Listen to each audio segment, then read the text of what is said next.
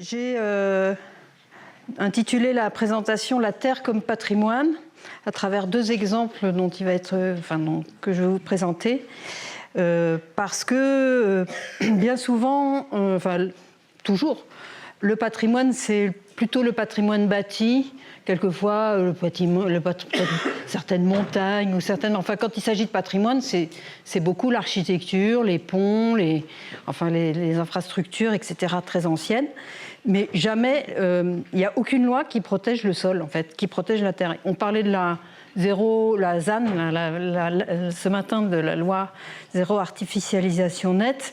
C'est une ébauche de quelque chose, mais quand même, pendant ce temps-là, des tas de projets paysagers se font sans se poser plus de questions de quoi faire du substrat, d'où vient le substrat,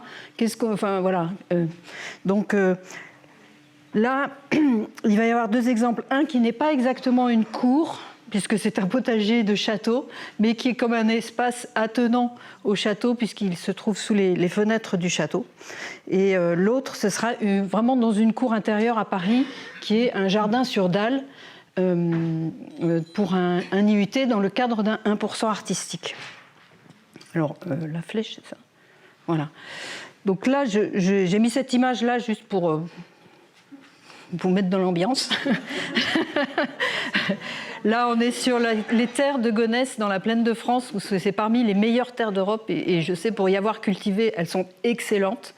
Et là, c'est le projet d'une gare en plein champ qui est venu, qui a oublié que ce projet-là oublie que la terre est aussi une terre nourricière et que toutes les terres autour de Paris pourraient nourrir la ville. Mais ça, tout le monde s'en fiche. Voilà. Donc voilà l'exemple du potager fruitier de la Roche-Guyon. Il est assez exemplaire dans ce qu'il ne faudrait plus faire et qui a pourtant été fait lors de sa restauration en 2004. Alors, la Roche-Guyon, c'est peut-être pas trop clair, les gens ne savent pas forcément où c'est dans le Val d'Oise, le long de la Seine, après avoir passé Mantes-la-Jolie. Et donc, on est dans la région qui s'appelle le Vexin, et c'est le département du Val d'Oise, et dans un parc naturel. Et aussi une réserve des coteaux de Seine. Oui, c'est un endroit assez naturel. Vous allez voir à quoi ça ressemble. Là, c'est une photo qui est prise depuis le donjon, et donc la Seine qui passe en bas, et on voit un petit bout du potager. Alors, il y a eu des documents historiques et tout ça pour restaurer ce château, ce potager qui n'a pas été restauré, en fait, qui a été restitué et reconstitué, on pourrait dire presque comme un beefsteak haché. À partir de plans. Et donc ça, c'est un premier plan qui date de 1741 et qu'on trouvait aux archives départementales et qui a servi d'inspiration à Pierre-André Lablaude à l'époque en responsabilité pour cette restauration de jardin. Donc là, je vous montre juste des images de comment il était après au XVIIIe avec le donjon qui était de toute sa hauteur. Et un autre plan aussi qui est sorti du chapeau qu'on a retrouvé assez récemment, qui datait de 1829, dont on n'avait aucune. Au moment de la restauration, il n'en a jamais été question de ce plan. Et pourtant, les photos aériennes, ça c'est une photo aérienne de 1940 ou 45, montraient ces carrés. On n'était plus du tout dans les parcelles triangulaires. Et ce potager a été donc cultivé par cette famille, la famille Berthaume, jusqu'à le milieu des années 70. Et ensuite, il a été abandonné. Et donc là, vous pouvez voir, alors je vous appuie, là, toute cette partie verte et bien boisée, c'est le potager en friche. Donc tout a un peu disparu. À l'intérieur des parcelles, on a des écors un peu comme ça, si vous voulez, c'est des relevés des années 90 de Lablaude. Et puis, on revient à cette histoire de plan de 1741, qui était un livret très très complet, dans lequel toutes les 32 parcelles, donc les 32 triangles, sont bordés d'arbres, toutes les essences fruitières étaient notées, et donc il s'est agi de reconstituer ce plan-là, au détriment aussi de tout ce qui aurait pu être fait comme comme fouille, puisque tout le sol a été entièrement raclé et donc tout le système hydraulique a disparu dans le chantier. Donc vous voyez un gros chantier. Donc là, il n'y a plus du tout de bois. On peut dire que depuis 1741, c'était un sol reconstitué quand même, puisqu'on est 2 mètres au-dessus, presque 3 mètres au-dessus du niveau de la Seine, mais amendé, cultivé en potager, enfin, etc. Toute cette terre-là est partie en camion, a été vidée dans une rivière plus loin, est parti dans quelques jardins de la Roche-Guyon, parce que même le maire, il en avait récupéré pour son jardin, parce qu'il avait dit c'est de la bonne terre. Et puis, il en est resté certainement, ils n'ont peut-être pas tout décapé, mais ils en ont décapé bien 60 cm. Et donc, une autre terre est arrivée sans aucune traçabilité. On n'a jamais su d'où elle venait. Parfois, on nous dit ça vient de Seine-et-Marne, d'autres, enfin voilà, on ne sait pas très bien. Mais des gros travaux un peu incroyables, quoi. Donc, ils n'ont même pas monnayé la terre, ils l'ont mis à la rivière, ils l'ont jeté à la rivière. Et donc voilà le résultat, enfin en cours de route des travaux, donc un carré central avec 2 bosquets de part et d'autre, et puis des allées en sable qui sont très larges, qui font presque 7 mètres de large ou quelque chose comme ça, par endroit, pour les plus larges. Et en fait, ce dessin est à voir du haut du donjon. En réalité, il est à l'échelle du paysage, mais une fois quand on est dans le potager, au départ, qu'on arrive dans le potager et qui vient d'être restitué, il est comme ça, c'est-à-dire c'est des triangles de gazon tondu bordés de tout petits arbres qui sont à peu près hauts comme ça au moment de l'installation du jardin. Et puis, heureusement, donc ça c'est au moment de l'inauguration. Et là, 16 ans plus tard, voilà, ça a quand même verdi un petit peu. Les allées sont toujours là. Il a été impossible d'enherber ces allées, qui aurait pu être une option, ou même de changer un peu la taille des parcelles pour avoir des parcelles maraîchères plus grandes. Mais bon, il fallait respecter le tracé conforme à cette restitution. Donc Pierre-André Lablaud disait « Vous pouvez faire ce que vous voulez dans les triangles, mais vous gardez les allées ». Alors on a gardé les allées. Mais ce qui se passait, c'est que bon, là, je vous montre une image d'aujourd'hui, donc ça a l'air tout paisible. Mais voilà comment c'était quand je suis arrivée en 2008, et avec Antoine Quenardel, que vous allez écouter tout à l'heure, on a conseillé le château, enfin l'établissement public du château de la Roche-Guyon pour la remise en culture de ce potager qui était un petit peu à un moment à l'abandon. Enfin, je vous raconte pas tous les épisodes, mais ce qui s'est passé au départ, c'est que moi j'ai regardé la flore qui était là, qui était présente, et je me suis dit c'est pas possible, c'est pas une flore de potager. C'était très chaotique. Il y avait à la fois de la flore spontanée d'agriculture, des gros rumex, des consoudes, des orties, des trucs. Puis il y avait très peu d'adventices de potager, parce qu'on les connaît, les adventices de potager, elles sont assez facile à dégager, et tout ça, là, c'était tous les trucs les pires étaient là, mais en même temps, ils avaient une fonction de réparer le sol et remettre ce sol qui n'était pas vraiment encore un sol, qui était de la terre rapportée, chamboulée, etc., et qui s'est retrouvé, les plantes, elles recolonisent et elles remettent un peu d'ordre dans tout ça, quoi. Et donc, on a mis en place toutes sortes de différents protocoles, et notamment on a beaucoup utilisé les paillages, on a beaucoup utilisé les engrais verts aussi, donc une alternance de cultures intermédiaires, mais qui était tout le temps, pendant quelques temps, intermédiaire. Il y a eu aussi la technique du faux semis, qui est une vieille technique ancestrale. Et donc les petits panneaux que vous voyez sont les signalétiques qui accompagnaient cette démarche. Et puis là, il y avait eu la première collection de courges qui était arrivée après avoir paillé sur une épaisseur d'environ 40 cm certaines parcelles, et pour redonner aussi, parce que le sol était dur comme du béton en été et complètement collant. On ne pouvait pas rentrer d'outils dans on pouvait même, la fourche bêche ne rentrait pas tellement c'était compact. Donc la paille, en se décomposant, a commencé à décompacter le sol. Et puis petit à petit, on est arrivé à cultiver quand même dans ce sol, mais on s'est d'abord occupé du sol avant de s'occuper de la moindre carotte ou du moindre radis. Donc on a aussi développé toutes sortes de cultures paysannes avec des variétés de blé. Le blé, il s'est bien accommodé. Voilà, c'était un plan en 2017 avec culture maraîchère, culture paysanne, les petits fruits et les plantes utiles, qui étaient un peu les aromatiques, les médicinales, etc. Et puis tout ce chantier n'aurait pas pu se faire sans la mise en place d'un chantier d'insertion. L'embauche il y a 2 jardiniers salariés par l'établissement public et un chantier d'insertion qui nous accompagne dans ce projet depuis maintenant, depuis 2009 ou 2010 que cette aventure a commencé.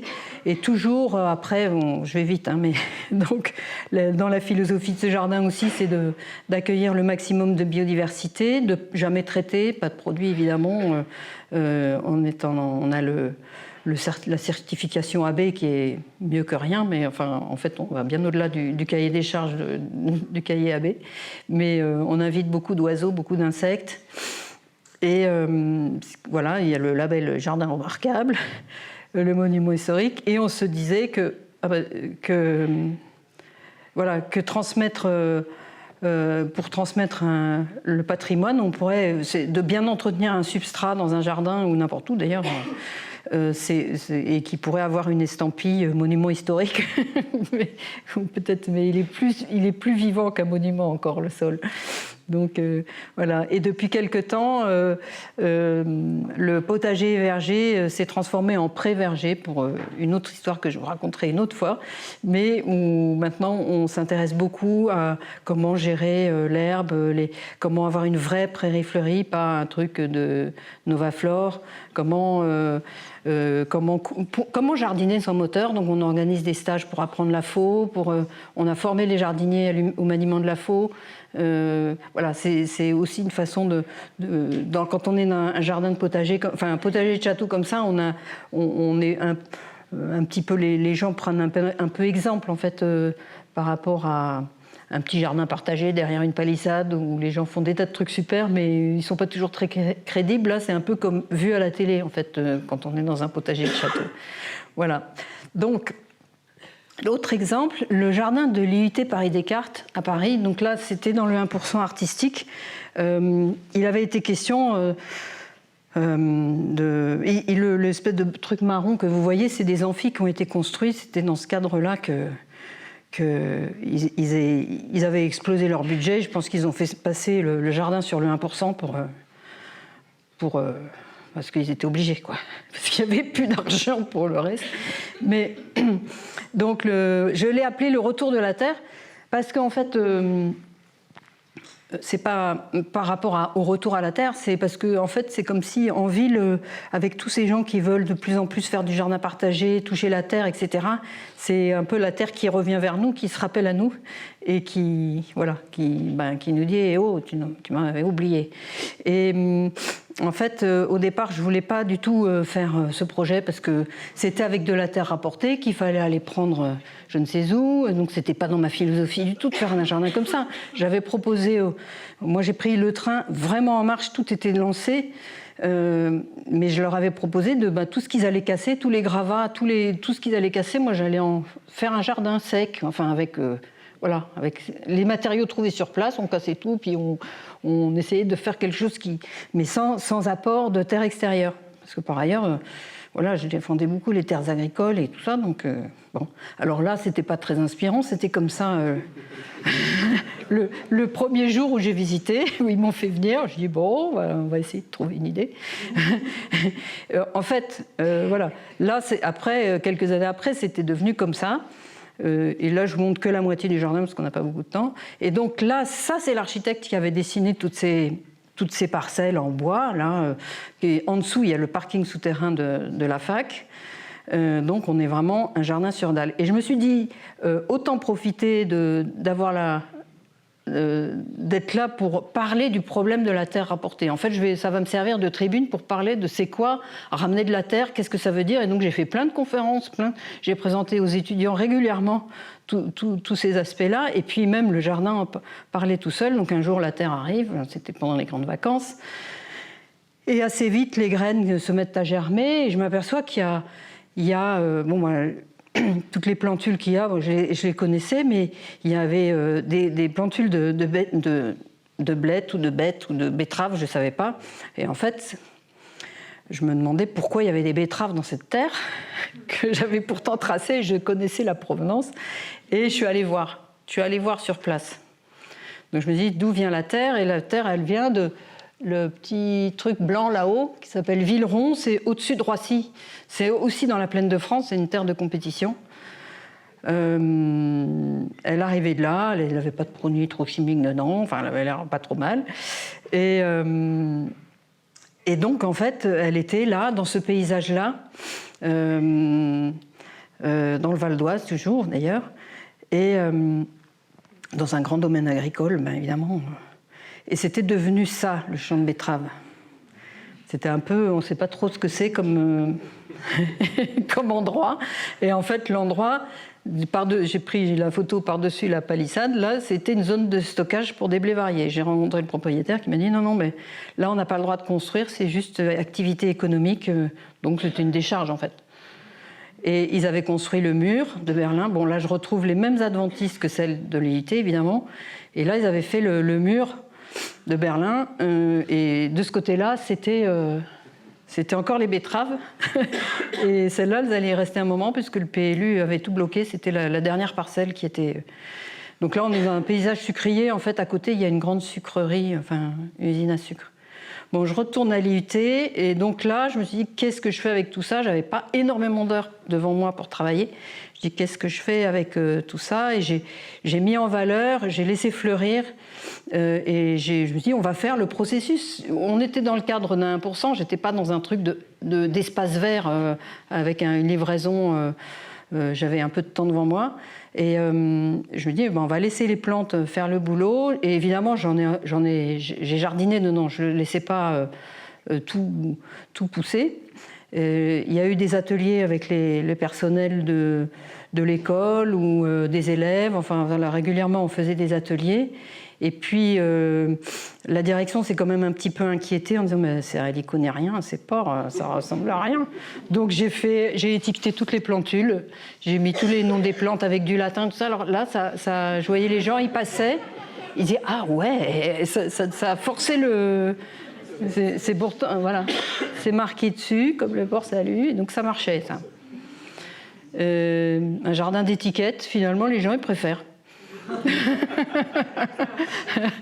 Donc les étudiants s'y sont mis. Le jeune homme là à gauche, c'est un secrétaire pédagogique d'un des départements de l'IUT. Lui maintenant, depuis, il jardine tout le temps dans ce jardin. C'est devenu son jardin.